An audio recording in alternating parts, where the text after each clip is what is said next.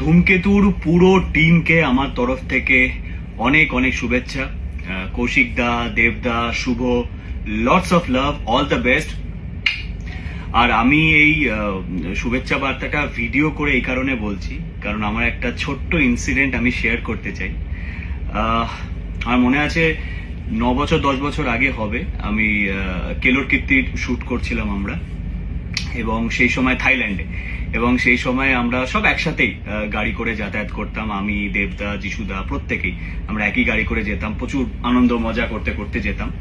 তো সেই সময় দেবদা আমাকে ধূমকেতুর এই ছবিটা দেখিয়েছিল, প্রস্থেটিক মেকআপ করা এজেড লুকটা দেখিয়েছিল, and I could see the excitement in his eyes, এবং হি ওয়াজ সো হ্যাপি এই ছবিটাকে নিয়ে।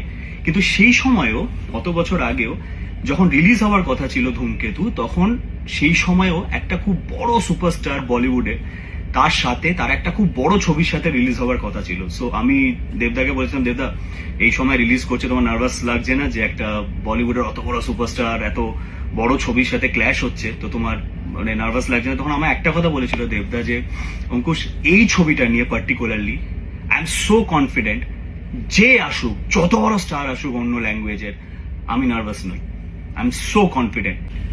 আমি এই কারণে এই ইনসিডেন্টটা শেয়ার করলাম, তার কারণ ঠিক 9 বছর পর ধূমকেতু রিলিজ করছে সেম কন্ডিশনে, যে একটা বড় সুপারস্টার, বড় হিন্দি ছবি সাথে ক্ল্যাশ হচ্ছে। আর আমার দেবদার কথাটা মানে মনে পড়ে গেল, যে সত্যি ধূমকেতুর কিচ্ছু যায় আসছে না।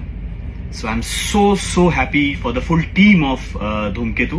So Devda, Kaushik da, Shubho, a tight hug and সবাইকে খুব ভালো হোক ধূমকেতু। আর বাংলা ছবি জয় জয়কার হোক, আর মালায়ালাম, হিন্দি ছবি, কন্নড় ছবি, তেলেগু ছবি, সব ছবিকেই জায়গা দেব আমরা, কিন্তু বাংলা ছবির অস্তিত্ব হারিয়ে নয়। All the best. আর হ্যাঁ, কালকে রক্তবীজ 2 এর টিজার লঞ্চ হচ্ছে, ঠিক আছে? নিজের প্রমোশনে একটু বেড়ে দিলাম। Love you.